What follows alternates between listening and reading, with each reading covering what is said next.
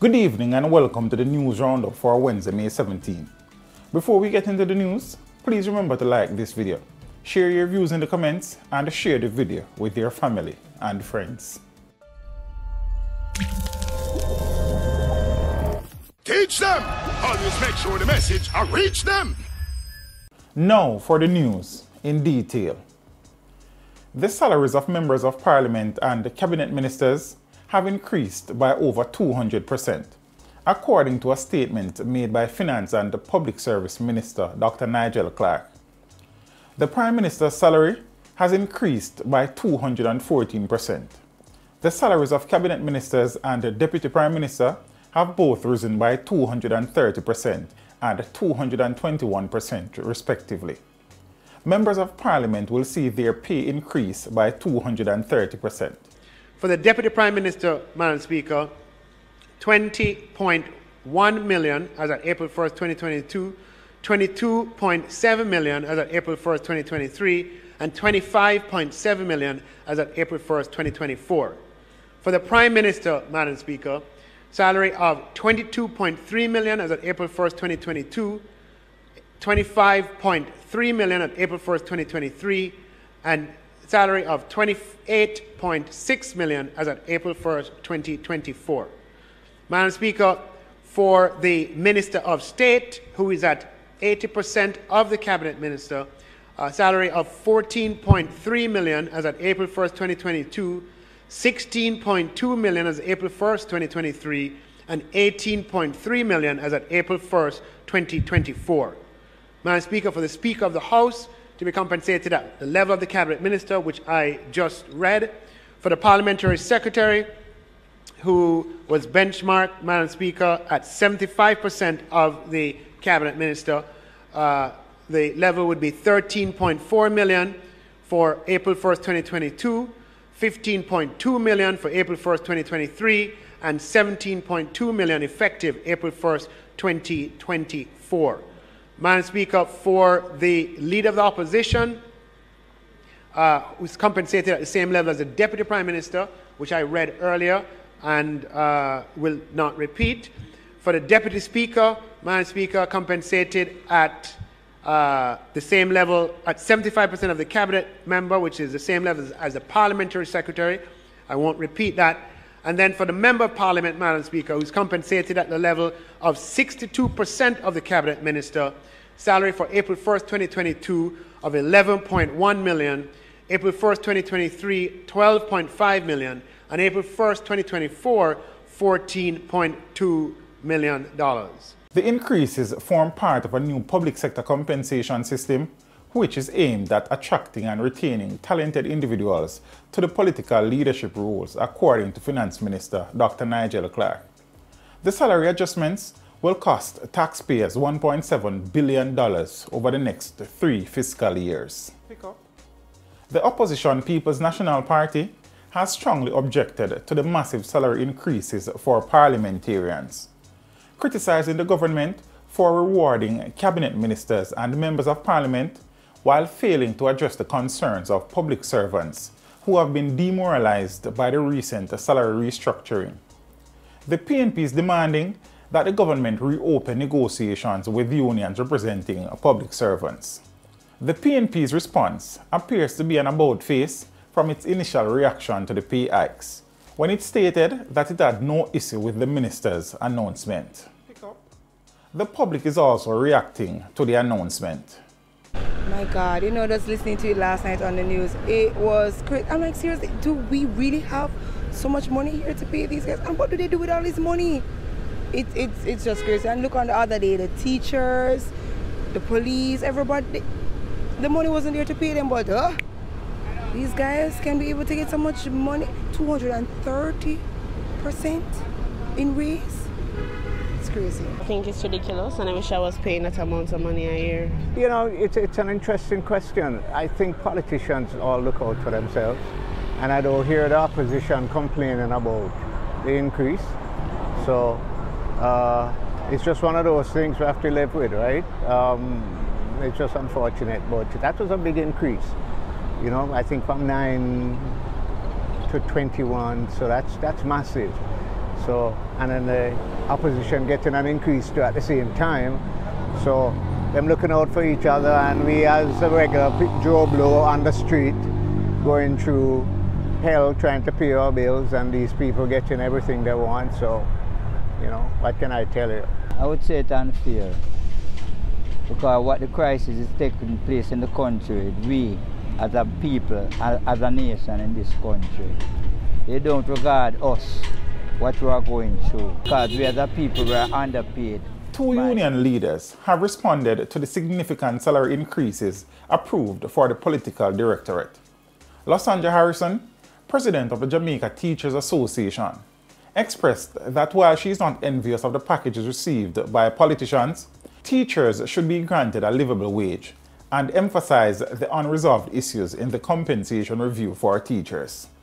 Helene Davis-White, president of the Jamaica Confederation of Trade Unions, acknowledged that there may be public outcry regarding the pay hikes for politicians, but urged consideration of how the country pays its political representatives. She highlighted the importance of providing politicians with reasonable pay to ensure they can focus on their duties without being vulnerable to bribery, drawing a parallel with the need for public sector workers to receive adequate compensation. The Jamaica Civil Service Association, JCSA, has expressed concern over outstanding salary issues related to the new compensation scheme in the public sector. The association, representing around 30,000 members, has stated that normalcy in the sector cannot be ensured if these issues are not urgently addressed by the government.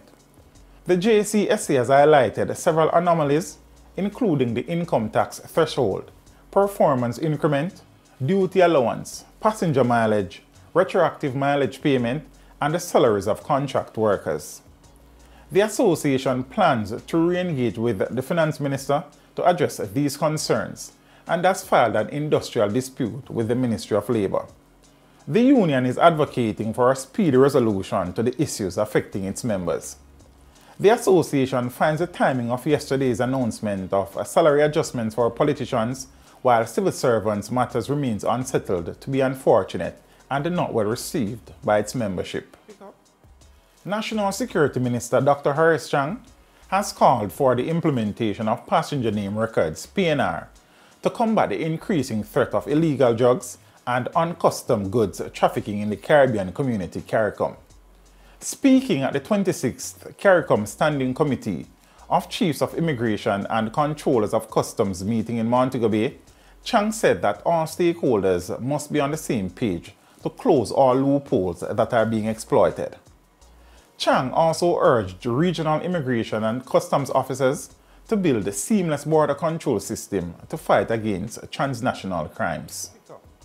The St. Ann police have denied reports circulating on social media that individuals are being robbed after using ATMs in the Ocho Town Centre. Senior Superintendent of Police Dwight Powell, who is responsible for policing in the parish, stated that they have not received any such reports. He urged individuals to remain cautious and report any incident if they occur. Social media users expressed concern about the alleged robberies, but the police have emphasized that no such reports have been made. The Office of Utilities Regulations, OUR, has introduced the 658 area code to accommodate the growing demand for new telephone numbers. Telecommunications service providers will begin using the new code when they exhaust the available 876 telephone numbers. With the introduction of the new area code, individuals may have the same last 7 digits in their phone numbers, but they will differ in the area code. The OUR emphasizes the importance of using the 10-digit format for all local mobile and land numbers and reminds businesses and advertisers to display the correct area code when publishing phone numbers. A British woman, Madina Sanisi, has been charged by the police in St. James for attempting to smuggle cocaine worth $29 million in her luggage at the Sangsters International Airport. She faces charges of possession of cocaine, dealing in cocaine, attempting to export cocaine, and conspiracy to export cocaine. Sanisi, a chef from Birmingham, England, attempted to flee the airport after anomalies were detected during security procedures. She was apprehended, searched, and found to be carrying 5 kilograms of cocaine. Senisi is scheduled to appear before the St. James Parish Court on May 22, following a question and answer session in the presence of her attorney. A 26-year-old man named Shannon Campbell was allegedly shot and killed by the police in Bamboo St. Anne on Tuesday. The incident reportedly occurred during a confrontation between Campbell and the police around 5:40 a.m. One 9mm pistol with 6 rounds of ammunition was said to have been seized at the scene. The Inspectorate and the Professional Standards Oversight Bureau IPROB of the Jamaica Constabulary Force and the Independent Commission of Investigations INDICOM are conducting investigations into the incident. A 17-year-old boy has been charged with murder, 6 counts of wounding with intent, shooting with intent, being in possession of a prohibited weapon, being in possession of prohibited ammunition, and using a prohibited weapon to commit a felony. The teen is charged with the murder of 40-year-old Marsha Saunders and the shooting of 6 other people on a bus. The attack took place on April 21st along Spanish Town Road. He was identified through an identification parade and is awaiting his court date. The safety net insurance policy, launched 2 years ago to provide coverage for registered fisherfolk vessels, engines and equipment, has had no takers. This according to a representative from Advantage General Insurance Company, the provider of the insurance. The policy, launched by former Minister of Agriculture and Fisheries Floyd Green, reportedly lost traction after he left the portfolio, and there were lapses in the agency's public education efforts. Fishermen interviewed expressed ignorance about the policy, citing a lack of direct communication and marketing. The chairman of the Fisherfolk Federation blamed the lack of marketing and suggested reducing bureaucracy to increase interest. The policy covers accidental loss or damage to fishing vessel and accessories as well as theft. The Fisherfolk Federation is urging the current Minister of Agriculture and Fishery, Pernell Charles Jr., to engage in discussions on the issue. The insurance company plans to refine the product and continue promoting it. The Ministry of Health and Wellness has pledged to invest 50 million Jamaican dollars to provide prosthesis to suitably qualified individuals to help them return to productivity and increase their social participation. The minister said there is a direct link between non-communicable diseases, NCDs, such as diabetes and amputations, which can limit people's lives socially and economically. One study found that 87% of amputees had a decreased monthly income. 1 in 3 Jamaicans has hypertension, 1 in 8 has diabetes, and 1 in 2 is overweight or obese, all significant risk factors for NCDs. A nephrology center of excellence will be built at the St. Anne's Bay Hospital, according to Minister without portfolio in the Office of the Prime Minister, Floyd Green. The center will be a priority of the Chase Fund for the 2023-2024 fiscal year. Chase will also establish a museum in Morant Bay, St. Thomas, to commemorate the country's rich cultural history, and will construct schools in the Barking Lodge area of St. Thomas and Farm Primary and Infant School in St. James. The Passport, Immigration and Citizenship Agency, PICA, has observed an increase in passport applications, resulting in delays in document delivery.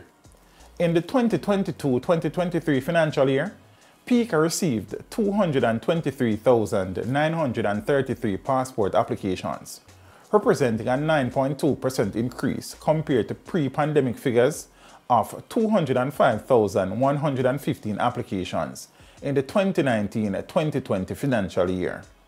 The agency has noted a steady rise in applications in recent months. PICA assures affected customers that they will be notified of new delivery dates for their passports in case of delays. To reduce waiting time and minimize delays, PICA encourages individuals to utilize online application options, such as the agency's website or passport drop box facility.